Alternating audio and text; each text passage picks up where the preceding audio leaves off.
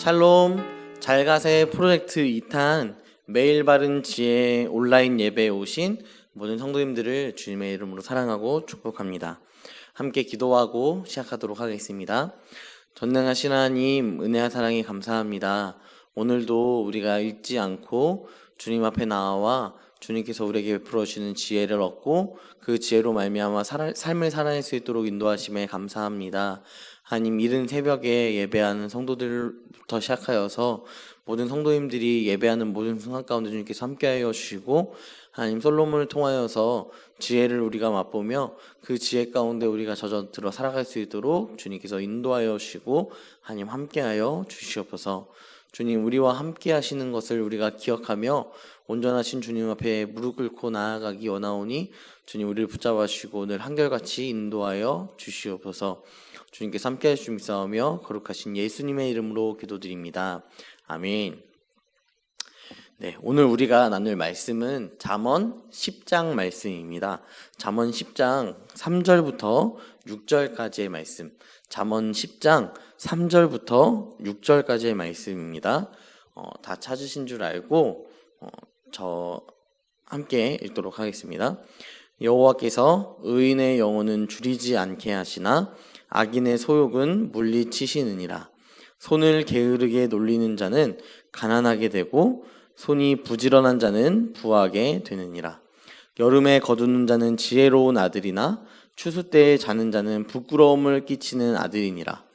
의인의 머리에는 복이 임하나 악인의 입은 독을 머금었느니라. 아멘. 오늘 잠언 10장 3절부터 6절까지의 말씀으로 함께 나누기 원합니다. 경영학에 보면요, 이런 말이 있습니다. 선택과 집중. 이 말은 우리가 경영학을 꼭 배우지 않았을지라도 아는 이야기입니다. 또한 우리가 살아가면서 자주 사용하는 용어이기도 합니다.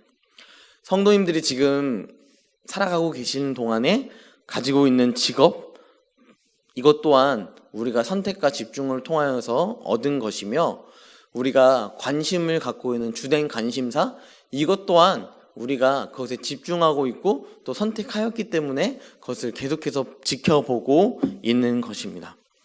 물론 그 직업, 그 관심사가 하나님께서 우리를 이끄시는 과정 속에 있음을 또한 믿고 살아가는 것을 꿈꿔야 할 것입니다. 그래서 칼빈은 모든 사람이 그곳에서 예배자로서 살아가기를 원하였습니다. 자신의 직업이 어떠한 직업이라 할지라도 그곳에서 하나님 앞에 영광을 돌리는 예배자의 모습으로 살아가기를 원하였습니다. 잠언 9장까지의 이 내용은요, 솔로몬은 계속해서 지혜를 얻기 위해, 명철을 얻기 위해 어떠한 방법을 사용해야 하는지를 이야기하고 있었고요. 지혜 있는 자가 살아가는 방법, 명철을 얻은 자가 살아가는 방법을 이야기하면서 나의 자녀가 하나님의 지혜와 명철을 얻으며 살기 원하는 마음을 담고 있습니다. 하지만 이제 잠언 10장으로 넘어오면서 잠언에서는 두 번째 단락이 시작되었습니다. 그 중에서도 10장부터 11장까지는 이분법적인 방법을 통하여서 말씀을 읽는 자가 어떠한 삶을 살아갈 것인가에 대해서 극단적 두 모습을 보여주고 있습니다. 그 모습은 쉽게 생각해서 의인과 악인의 모습이며 하나님과 동행하는 자와 하나님이 없이 살아가는 자의 모습일 것입니다. 의인의 길로 나아갈 것인지 악인의 길로 나아갈 것인지 너희가 이것을 보면서 판단하라는 것이죠. 하나님은 오늘 말씀하십니다. 3절 말씀을 보면요, 여호와께서 의인의 영혼은 줄이지 않게 하시나 악인의 소욕은 물리치시느니라. 하나님은 잠언 10장의 말씀을 통하여서 이야기하십니다.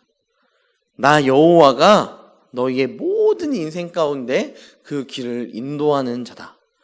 그리하여서 의인의 길과 악인의 길을 다 알고 있으며 의인의 길은 이렇게, 악인의 길은 이렇게 인도함 받는다라는 것을 이야기합니다.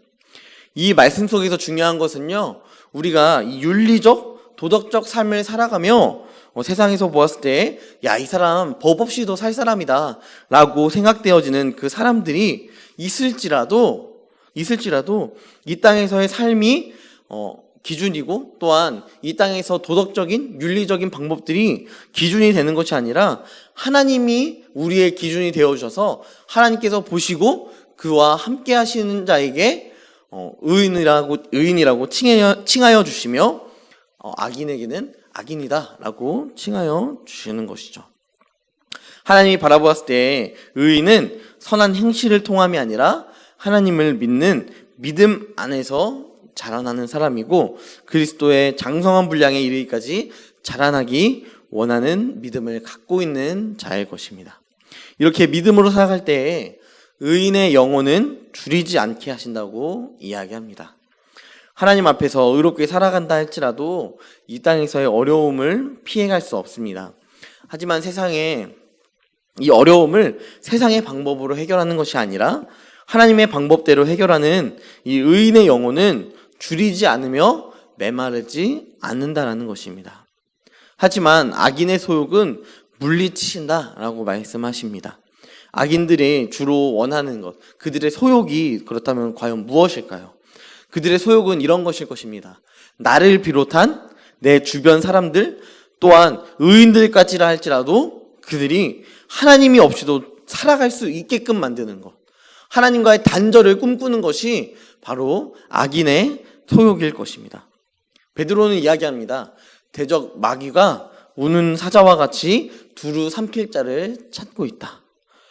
의인들이 악인들을 향하여 복음을 전파하고 예수를 전파하는 그 속도만큼이나 악인들은 의인들에게 하나님과의 단절을 부추기고 있습니다. 그 부추김 가운데 어떻게 보면 이 코로나19 또한 이 부추김 가운데 정말 잘 사용되었던 그런 재료 중에 하나였을 수 있습니다. 교회 가운데 코로나19의 확산이 많이 생기면서 많은 악인들, 많은 세상 사람들, 많은 하나님을 알지 못하는 사람들이 교회를 향하여 이야기합니다. 하나님 믿어봤자 별거 없다.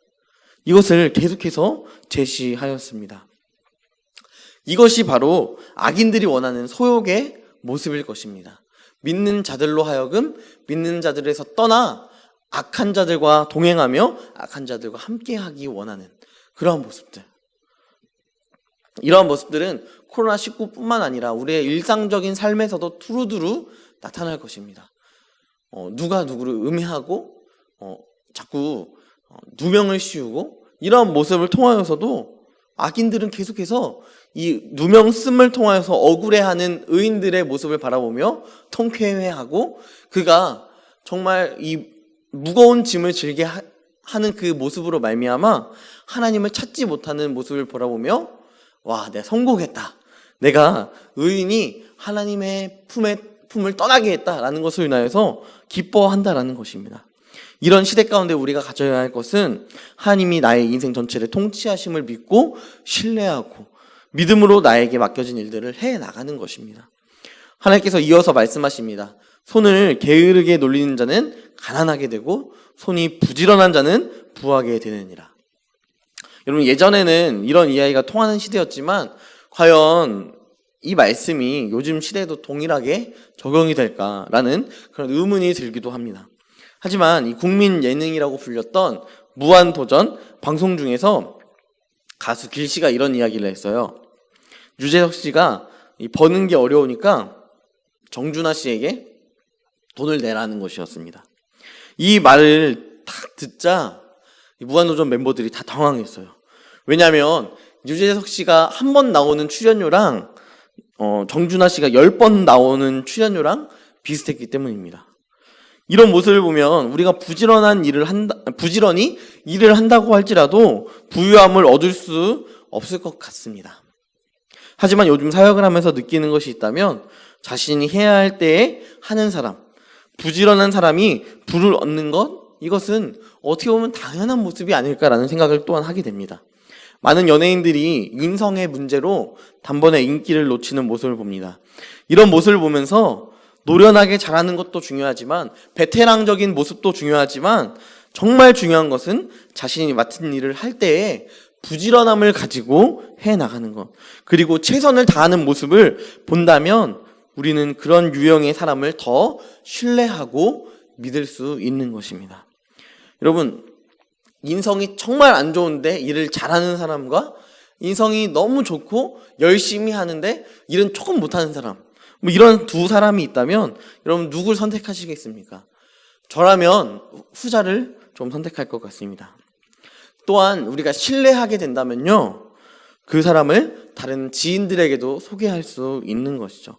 그 사람 정말 잘해, 열심히 해 라는 것을 통하여서 다른 사람에게 소개할 수 있는 것입니다. 여러분, 이런 모습처럼 의인은 부지런해야 합니다. 세상은 우리의 부지런함을 보며 이야기할 거예요.